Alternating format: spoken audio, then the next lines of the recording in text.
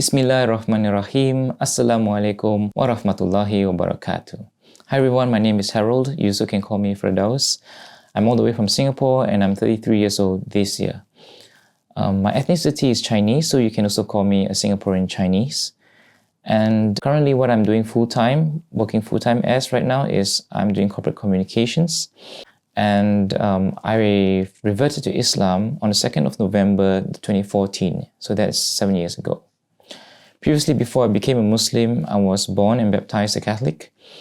I've been to church with my dad every Sunday for their mass services. And I've also been to all their catechism classes till I was 18 years old. But what stopped me from continuing this journey as a Catholic was when I studied abroad in Australia.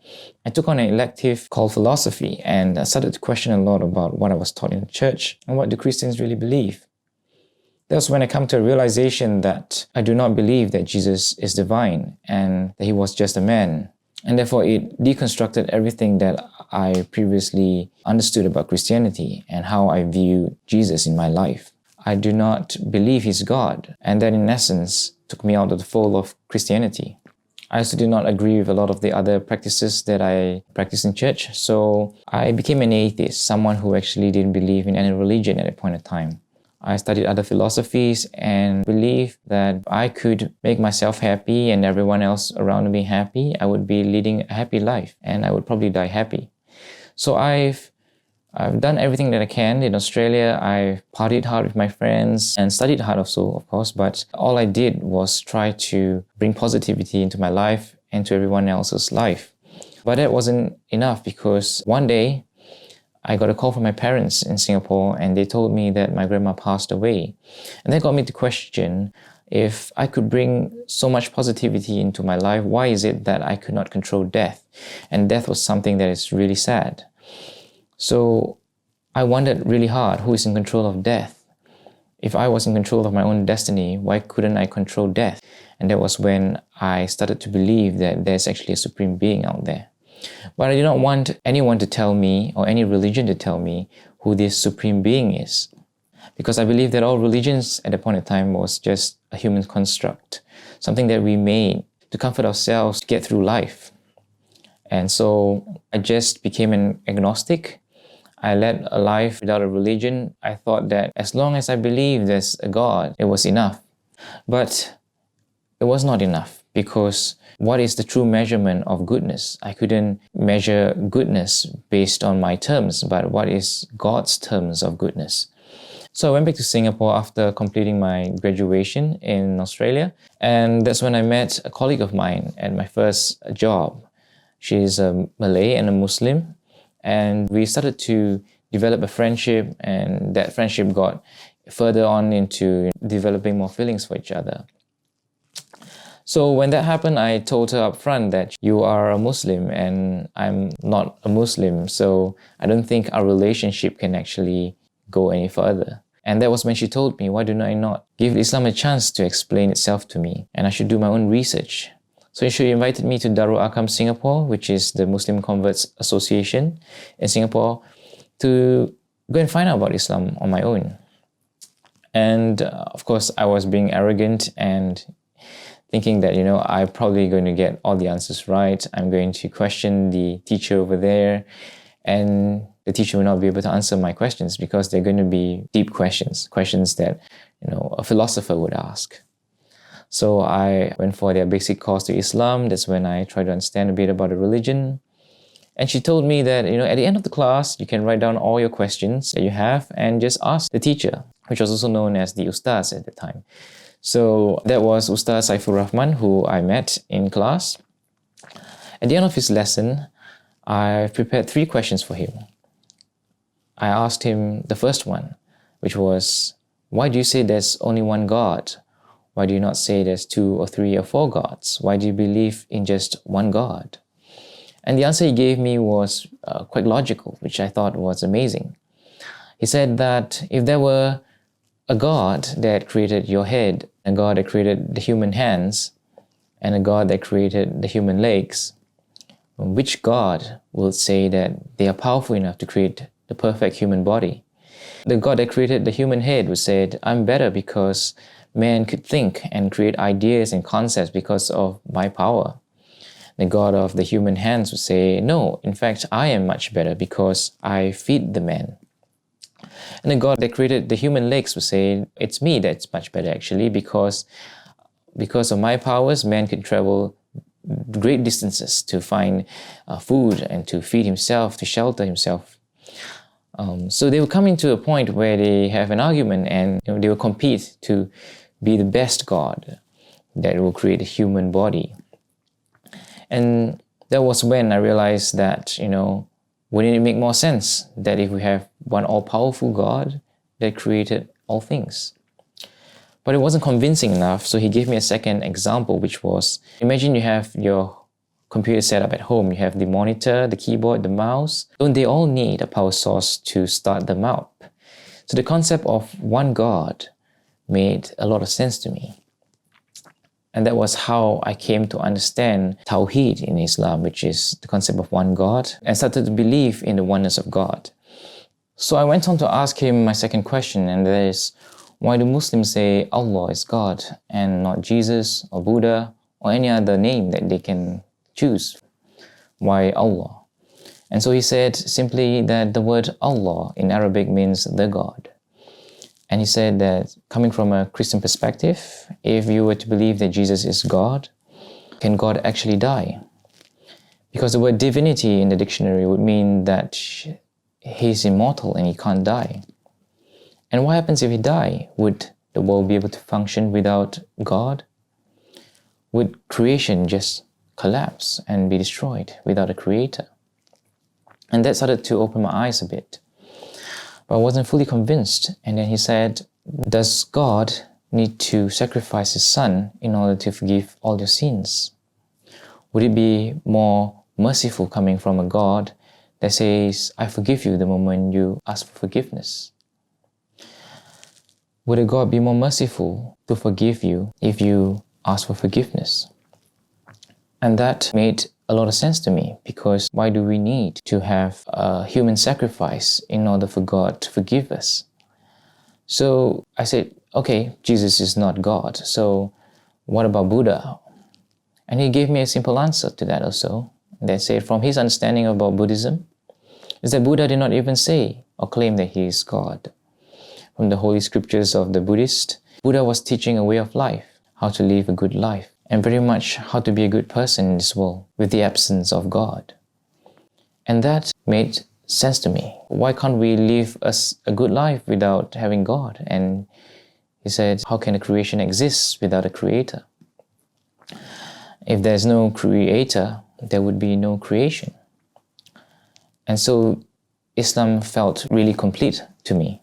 So I went on to ask him my third question, and that is, what do Muslims believe in? Why Allah? Who is Allah? And he said, Allah to the Muslims is that He is the one and only, creator of the heavens and the earth, the eternal and the absolute. He neither begets nor is He begotten. And nothing in this world or anywhere else can be compared to Him.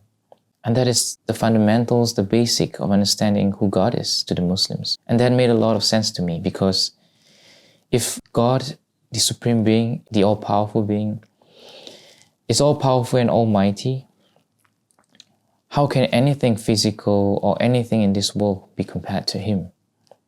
Take for instance, we have our five senses, and they're all limited. What we can see, it's probably only 180 degrees the most. Our taste buds going to taste certain palates, and our hearing, certain decibels, we can't hear them. Everything that we have in this world is limited. And the universe is something that is infinite.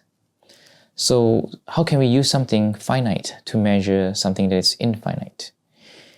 And if we believe in an all-powerful and everlasting God, creator of the heavens and the earth, how can we then limit all His power using our limited senses, saying that He's a man, or by saying He's anything else in this world? It would only be a fraction of who He really is. And that's why I came to that realization.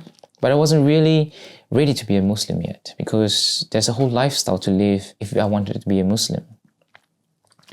While I was still studying about Islam, I went to study about the prophets, all the prophets of Islam, what do Muslims practice in their daily lives. And I found that the hardest thing to do would be fasting, because I've never fasted my whole life. And also, I did not want to keep my girlfriend at the time from waiting. So I thought I should give her an answer soon if I really wanted to be a Muslim, and whether this relationship should go on. So I thought to myself, I should take on the challenge and try to fast, since the month of Ramadan is around the corner, and to use this opportunity to see if I can really go through the fasting month. And Alhamdulillah, Ramadan came. I tried to fast, and I managed to do all the 30 days of fasting. I was so amazed that I could do it. And somewhere around the last week of the holy month of Ramadan, so this is the turning point of the whole story. I had a dream that I was walking down a hallway towards a man who was sitting on a couch. And he had this really warm presence towards him, a welcoming smile. I felt really invited to get closer to him. So I went towards him and he smiled at me. And all he said was, "Brother, when are you going to be part of the family?" And immediately I woke up after that question. I started to think to myself, maybe I've been reading too much about Islam, maybe I've been doing too much research on it, that I started to have these dreams. And on the same day, a Muslim friend of mine invited me out for dinner. And we had dinner and he said, "Hey, Harold, I've been seeing you going to the conversion center to learn about Islam. My friend's name is Ibrahim, by the way. Are you thinking of becoming a Muslim?" And I thought it was quite a coincidence that I had a dream the night before, and now, he's asking me this question. But I wasn't ready to embrace Islam. I was just thinking it is a coincidence. I went home that night. MashaAllah, amazingly, I had the same dream again. It was a recurring dream. So I woke up, I remember it was a Saturday morning. When I woke up around 8 or 9 in the morning, I sat on my bed and said, this can't be happening. This dream is happening again. And I think maybe God is asking me to do something about it. So I took the Bible out and the Quran.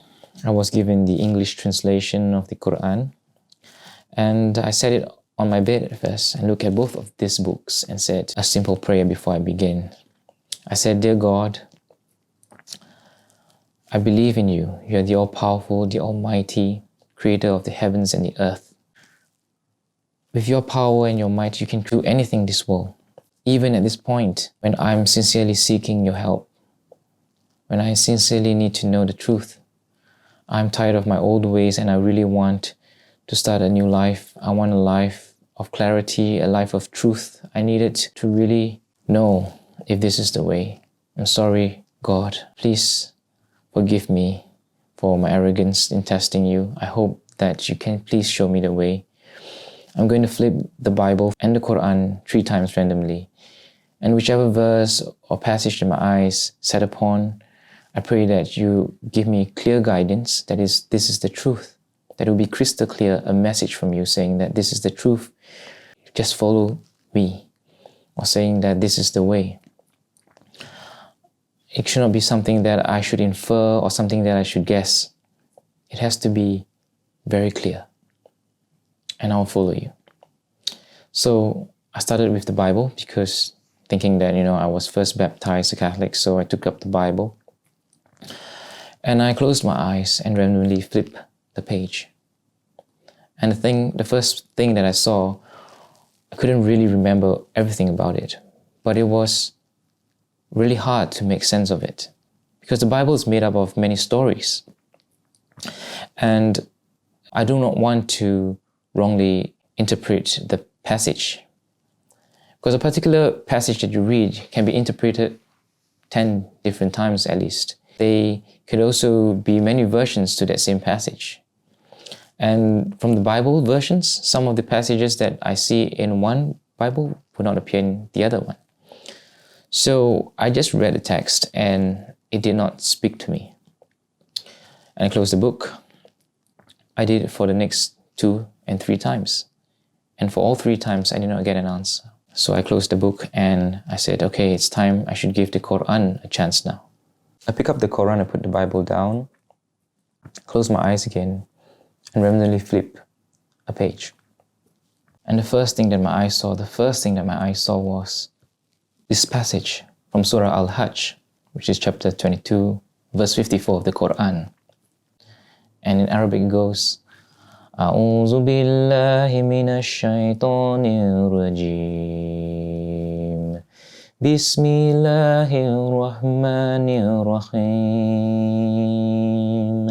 وليعلم الذين أوتوا العلم أنه الحق من ربك فيؤمنوا به فتخبت له قلوبهم وإن الله لهادي الذين آمنوا إلى صراط مستقيم.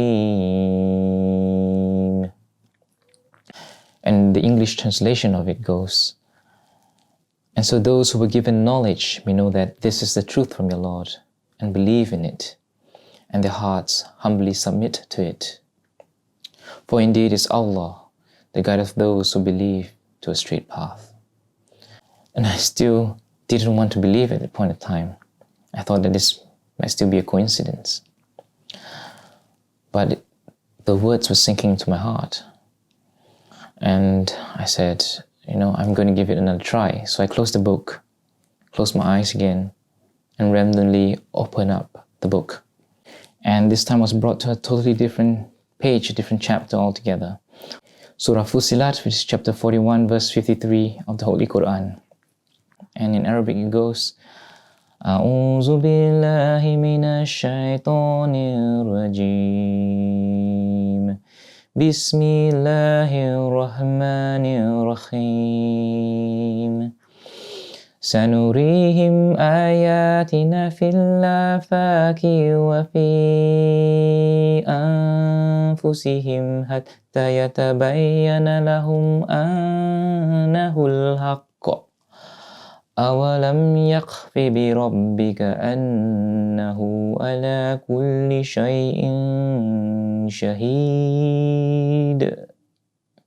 And the English translation of it is, and we'll show them our signs in the horizon and within themselves until it becomes clear to them that this is the truth from your Lord. But is it not sufficient that Allah is over all things a witness? I was completely blown away. The second verse and the first verse was like part of a bigger conversation that I was having with God.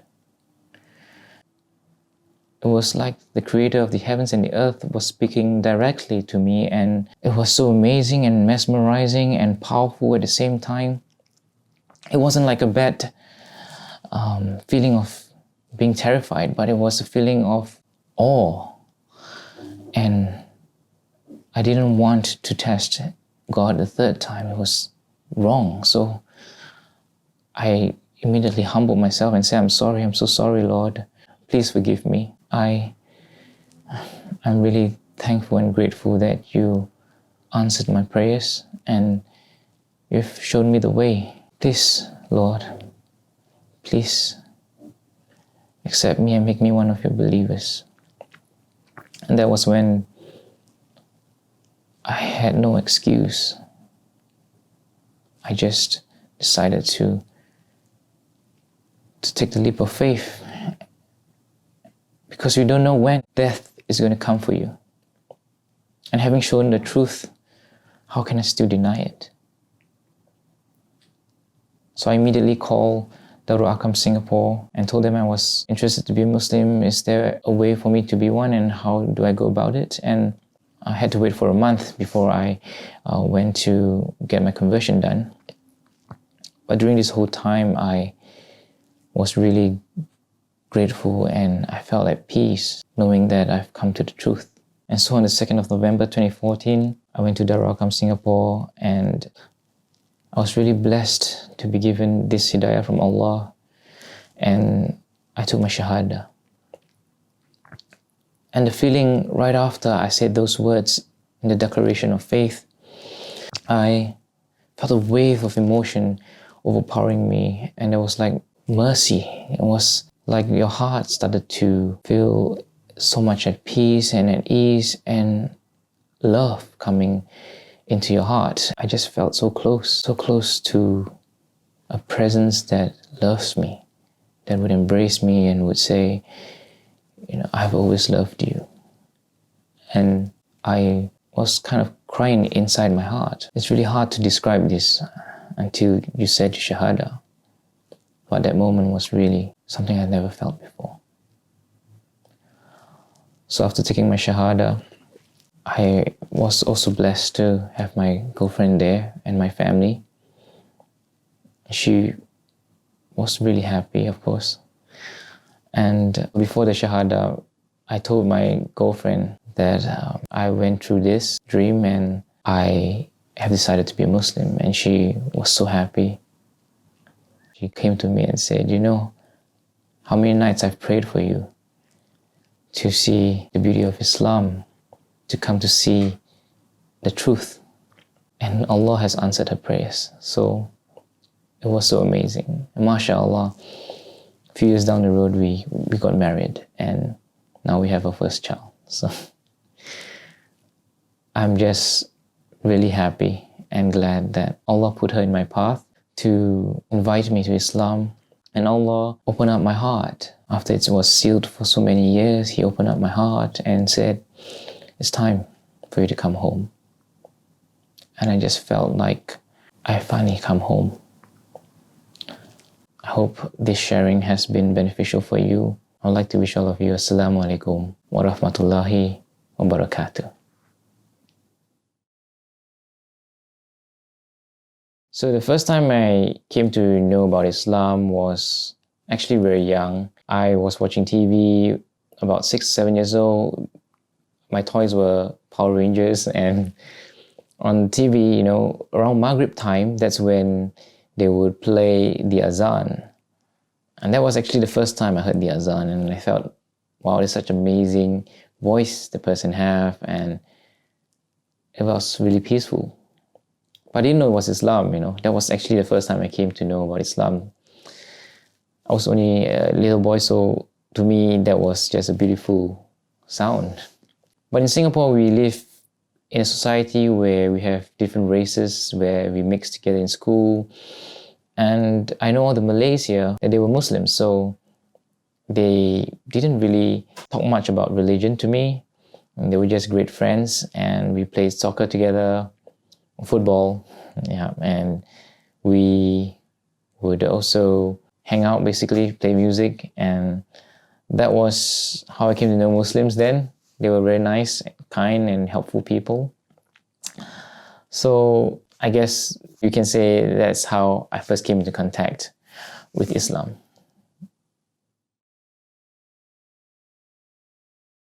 There isn't really a breaking point in my life where it brought me to want to know more about Islam. In fact, I was living in the assumption that, it's a religion that bred terrorists. Astaghfirullah al-Azim. But at the time, the media was really convincing, and I was also sad at what happened during 9/11. And I had a lot of misconception of what Islam is. So I didn't want to even go and find out more about it. And that was why I did not, even took the initiative to research out about it. Until I met my colleague at work and started to develop feelings for her, and she invited me to go and find out more about Islam. And that's when I gave it a chance.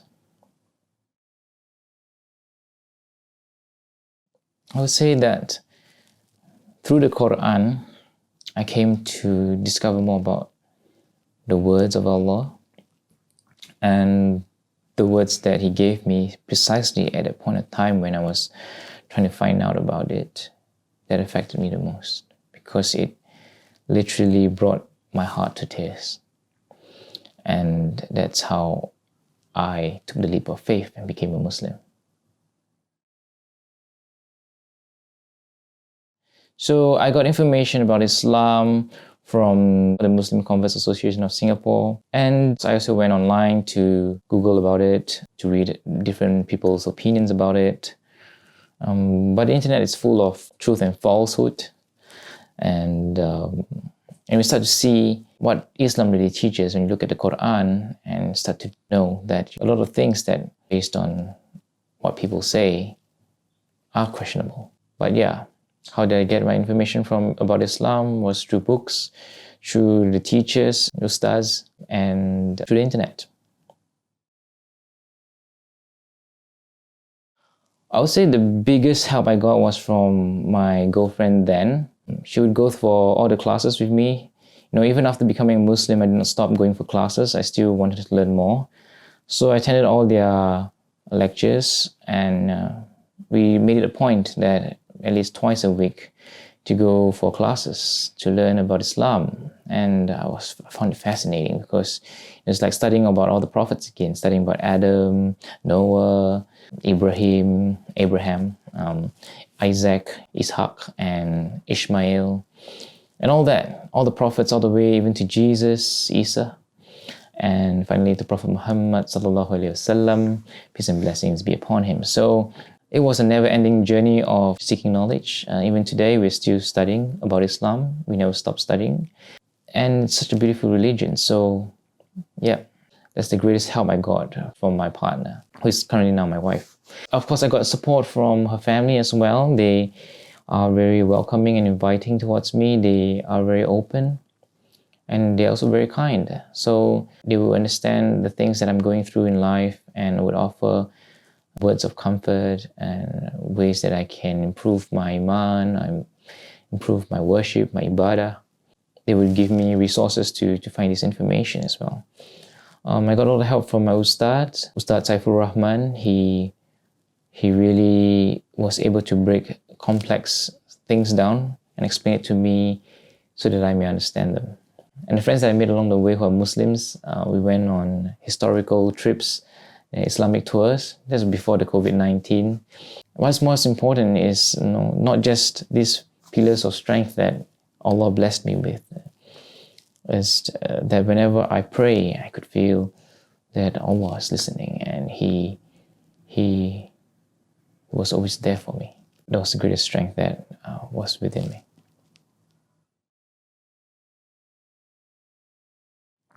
What was missing in my life? There was a sense of void in my life. I felt that I wasn't being fulfilled. Every day felt like a repeat. I would go to school, study, come back on the weekends, maybe Thursday or Friday and Saturday night. I would go out, party with some friends, and make new friends. I tried to fill my life at the time with so much entertainment and activities, but everything was temporary, if that makes sense. Even the amount of fun you had, after a while it gets boring. You need to find something else that's more fun. I became ungrateful. I became a person who just was concerned all about myself instead of people around me. And that was the avoidance of feeling complete in life. That's this avoidance of understanding my true purpose and meaning of life. Why am I here? And that was the biggest gap that I had. And Islam filled that up completely. At the time when I was not yet a Muslim, I always thought that Muslims were praying to a moon god because of the moon and the star you see on top of a mosque.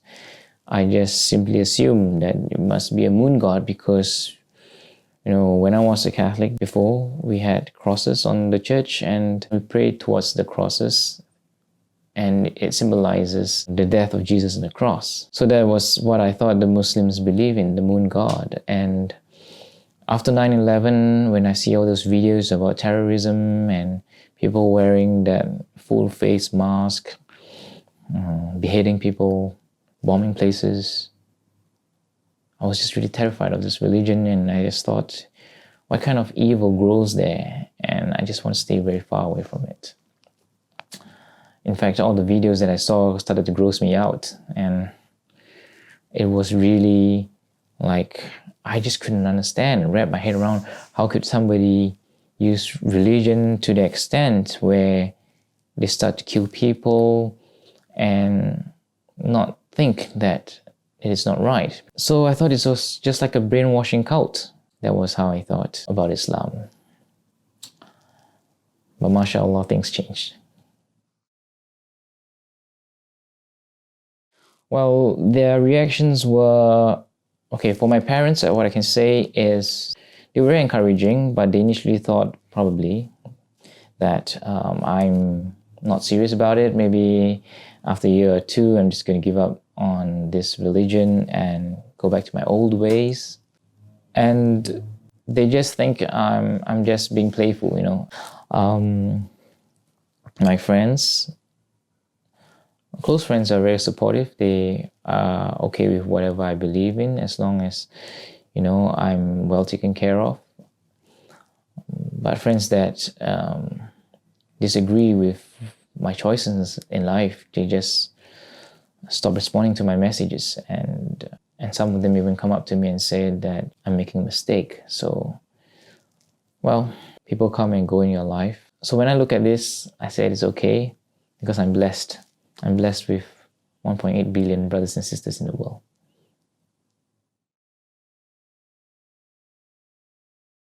What I would recommend is for anyone out there who have an interest to know more about Islam, or even to know about their purpose and meaning of life, that they should really look at Islam. Okay? Give Islam a chance. Come from a place where you rid yourself of all your previous understanding or thoughts on what you know about Islam. Start from zero and slowly fill it in with information that is truthful, non-biased, that you yourself have to be non-biased, and you have to come from a place where you're fair to both sides. Get the right information, you know, places where you get the right sources. Go to the right places like a mosque or a conversion center and seek help on your questions. Read the Quran, buy the Quran, and get it in the translation that you best understand. If it's in English, get the English translation. Do your own research. Of course, you can Google and look things up online, but always be aware that there are people out there who will do their best to spread misinformation. And there's always a mix of truth and falsehood online, and there's a flood of information available online. So when you get any information, double check it with a few people, check it with the experts. Just like if you're sick, you go and see a doctor. If you want to know about Islam, go to a learned person, a knowledgeable person, a person who is an expert in the topic. And inshallah, through all these videos on YouTube as well, people sharing their stories, people who are doing their best to share the truth about Islam to you, that you would consider all these points and always say a prayer as well. Say a prayer, seeking the Almighty for help in finding truth, and then leave the rest to Him. Leave the rest to Him to bring you to the path. And that's my advice to all.